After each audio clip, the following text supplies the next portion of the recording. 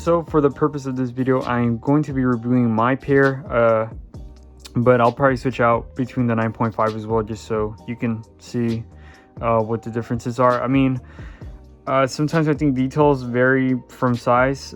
Since my shoe is a little bit smaller, not a whole lot smaller, but just a bit, details look a little bit different. So yeah, now that the shoes have been out for, I think, 2 weeks now. Yeah, now the shoes have been out for 2 weeks, maybe a week and some days, I can finally give my thought and opinion on the shoe. I purchased them off of GOAT for $337. It was actually $290, but tax, shipping, and verification came out to be 337 bucks. I was not pleasantly surprised. My shoes did come with some factory flaws. As you can see, there's this giant scuff right there. Also, this toe box is heavily creased, like literally. I mean, I did wear them, but as you can see, the toe box already looked like that. I'm gonna try and find a I'm gonna try and find a video clip that I shot when I first got the shoe. So as you can see, I didn't really cause that much damage, but the toe box was already like that. So yeah, I mean, that was pretty much it. Those are like the only factory flaws that my shoe had. You know, that giant scuff and the terrible creasing in the toe box. But as you can see, my dad's pairs are pretty on point. I mean, they don't have any factory flaws, not that I can note. They're pretty good. Also, the little feathers on the plucks or the plastic pieces on his shoe aren't really puffed out all the way as were in my pair. They were very plucked out, which I don't mind. Again, I think it's pretty cool. But yeah, so yeah, you have this very I wouldn't say very premium nice nubuck suede. It's decent. The material here on the toe box, on the toe, it feels like a couch. I can't really describe it.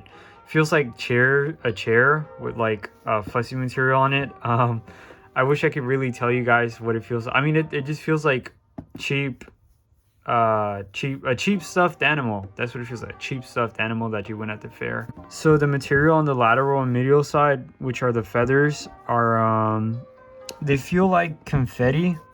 It feels like paper, but it's probably a vinyl or plastic material, but it feels very quirky.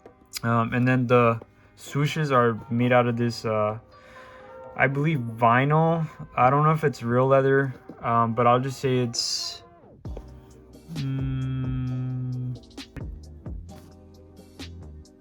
okay.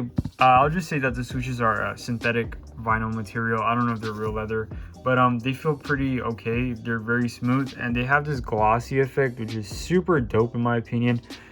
This is blue, and then you have green on the medial side of the shoe. It's pretty dope. I am a big fan of the blue. Blue is one of my favorite colors.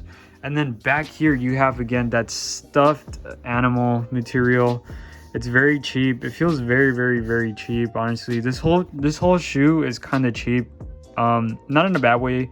And then back here you have this synthetic nubuck. It's kind of like the suede up here, but this feels a lot more cheaper. And then this brown panel right here, this is a synthetic nubuck as well, or suede, whatever you want to call it. It's probably not synthetic. Okay, it's probably not synthetic, as you can see right there, the grains of leather, because suede is actually leather. It feels pretty decent. Maybe it's okay. Maybe this piece is as soft as a toe box, but this black portion right here, or green, whatever color it is, it's very cheap in my opinion. It is soft to the touch, but it's still cheap, obviously. And then obviously everybody's favorite part of the shoe is probably the sock liner, or the inner portion of the shoe. As you can see, it is constructed of this quote-unquote leather. I would call it pleather, fake leather, synthetic leather. It feels decent. It's very padded, obviously, and that's what makes it feel kind of premium in a way. But it is pretty light. And then right here you have your Concepts logo, or tongue, or whatever. And then again, the tongue, the inner portion of the tongue is built up with this synthetic leather once again. And then for those who want to see the insoles, here they are. They're pretty dope. I love the graphic I love the graphic design inside the shoe. I'm going to take out the insole so you can see them.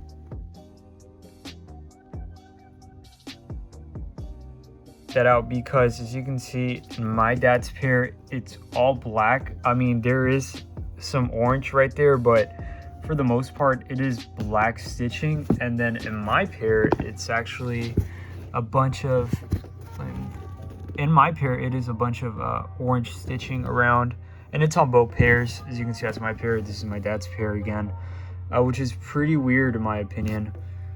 But yeah, guys, that was pretty much the review. If you're on the fence about buying this shoe, I would definitely recommend you buying it now. Obviously, it is a no-brainer if you don't cop them now. There's an 8.5 listing on GOAT as of now for 8.5. The size 9 goes for $270, and I did get them for like $300. So I do recommend buying them now since they are cheaper. Obviously, it's a very, very, very good profit. This shoe will be going up in price later on down the road. I guarantee you that. Everything that Nike and Concepts do, especially with the SB or the Dunk, literally goes up in price. As you've seen it, this year has been the year of the Dunk. Maybe next year will be the year of the Dunk as well. But I do recommend you pick them up because I do see these going up in price a lot.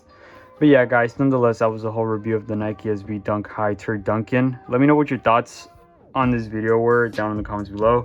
And please leave a like and subscribe. Peace.